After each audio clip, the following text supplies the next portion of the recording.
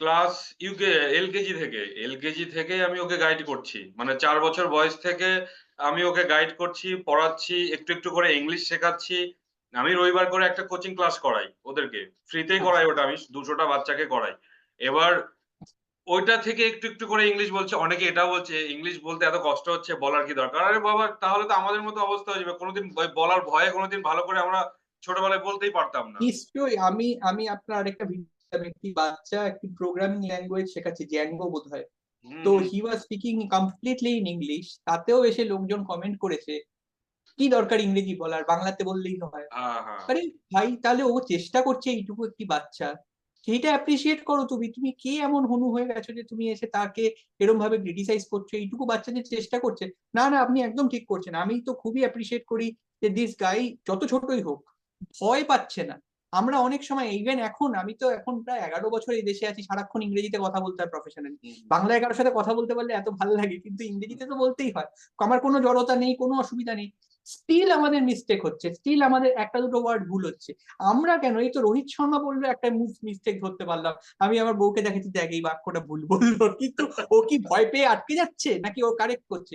কেউ করছে না। করছে কারা? এই ফেসবুকের লোকেরা এসে একটা বাচ্চা যে ক্লাস 4-এ পড়ে, যে একটা প্রোগ্রামিং ল্যাঙ্গুয়েজ শেখাচ্ছে ইংলিশে, তাকে এসে ক্রিটিসাইজ করছে। অদ্ভুত এরা, মানে সত্যি এদের মানে আর কোনো কাজ নেই বলে এগুলো করে। কিন্তু না, আমি আমি খুব ইমপ্রেস, তারা যে ইংরেজিতে চেষ্টা করছে, খুব দরকার। সত্যি কথা বলতে, আমি নিজে বাংলা মিডিয়ামে পড়েছি, এবং আমাকে যদি আবার চান্স দেওয়া হয়, হয়তো আবার আমি বাংলা মিডিয়ামেই পড়বো। কারণ আমার মনে হয় যে বাংলা মিডিয়ামে পড়েও ইংরেজি বলতে আমার কোনো দ্বিধা, মানে কোনো সংকোচ নেই এখন। বাট সেটা আমার নিজের ট্রেনিং। আইএসআই ফার্স্ট ইয়ারে এরকম ছিল না, I could not have spoken like fluent English, আমার বুঝতেও অসুবিধা হতো হয়তো। বাট থেকে থেকে লোকেদের সাথে কথা বলে বলে বলে বলে আস্তে আস্তে এটা হয়েছে। তো এইটা, মানে এইটা ন্যাচারালি, মানে ইনফ্যাক্ট আমি তো ইয়ার্কি মারি, আমার বউ ইংলিশ মিডিয়ামে পড়েছে, আমার সব গার্লফ্রেন্ডরা ইংলিশ মিডিয়ামে সবসময় পড়েছে। তো আমি সবসময় ভাবতাম ছোটবেলা থেকে যে আরে কি করে সম্ভব ওদের সাথে কথা বলা, কিন্তু I have never had a problem. তো if these kids can speak so much good, like communicate in English that way, I don't think there is a problem. কোনো প্রবলেম নেই যে তারা অত অত ভালো ইংরেজি কি করে বলছে। আমি তো ওইটা দেখেও হা হয়ে গেছি যে শুধুই অঙ্ক করছে তা না, ইংরেজিতে বুঝিয়েও দিচ্ছে।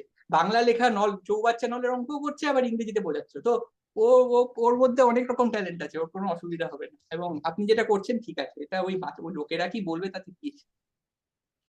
আপনি যেটা করছেন উদ্যোগটা বিশাল, মানে আমি তো ভাবতেই পারি না। আপনি গঙ্গারামপুরে বসে 6টা স্কুলে বাচ্চাদের গ্রুম করছেন, কিছু স্পেশাল বাচ্চাদের আরো বেশি গ্রুমিং দিচ্ছেন।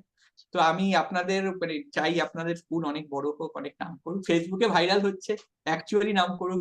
আমরা দেখতে পাবো, মানে আমি যদি দেখতে পাই, ধরুন মাধ্যমিকে প্রথম হয়েছে, ওখান থেকে উচ্চ মাধ্যমিকে হয়েছে, বা জয়েন্টে র্যাঙ্ক করে, জয়েন্টে র্যাঙ্ক করাকে আমি উপরে করে রাখি। আমি নিজে উচ্চ মাধ্যমিকে টিভিতে এসেও আমি জয়েন্টে র্যাঙ্ক করাকে উপরে রাখি, কারণ আমি জানি পরীক্ষাটা ডিফিকাল্ট বেশি। হুম, হ্যাঁ, হুম। ওরকম যদি জানতে পারি, বা ধরুন অলিম্পিয়াডে কিছু যদি আরএমও ক্লিয়ার করেছে, খুবই গর্ব হবে। মানে আমার তো মনে হবে যে এত সুন্দর, আমি একটা জানতে পেরেছিলাম অনেকদিন আগে, সেই বাচ্চাগুলো বড় হয়ে আজকে এরকম করছে। তা না, আমি না, আপনাকেও লেগে থাকতে হবে। এই বাচ্চাটাকে তো ক্লিয়ার করাবোই আরকি। না না, এ তো করবে, কিন্তু আরো আরো লোকজনদের দেখা হ্যাঁ, যাবে, আমরা আরো, চেষ্টা আরো করবো করছে। যে আরো সবাইকে চেষ্টা করা হচ্ছে। এবার নিশ্চয়ই। এবং আমি যে জিনিসটা করছি যে কিছু বাচ্চাকে কোডিং স্পেশালিস্ট। এবার ওদেরকে ম্যাথও করাচ্ছি। ওরাও 4-5 এ পড়ে, 9-10 এর ম্যাথ করছে। এবার কি হচ্ছে, ওরা ২ ঘন্টা অঙ্ক করার পরে বলছে, "স্যার হ্যাং হয়ে গেছে মাথা। এখন একটু কোডিং না করলে ফ্রেশ হব না।" মানে ওদের ম্যাথ করে মাথায় হ্যাং হয়ে গেল।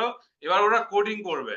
সেটা করে ওরা ফ্রেশ করছে। কারণ ওদের ভালোবাসাটা কোডিং করা। আমি বললাম যে, "কোডিং করছো, ইঞ্জিনিয়ারিং পড়বে ভালো কথা। আইআইটি তেও পড়তে হবে তো। সেখানে গেলে তো তোমার ম্যাথ লাগবে, নাহলে ক্লিয়ার হবে না। কোডিং শিখে তো আইআইটি ক্লিয়ার হবে একদম না।" একদম তো একদম। ওরা ওটা বোঝারই চেষ্টা করে, "না স্যার আমার কোডিং ভালো লাগে, আমি কোডিং করব।" ওরা মানে বিশ্বাস করবে না, আমার স্কুলের ২ টো ওয়েবসাইট ওরা নিজেরা বানিয়ে দিয়েছে এবং পুরোটা নিশ্চয়ই। আমার কোড দিয়ে নিজের কোডিং এর খুব নেশা ছিল।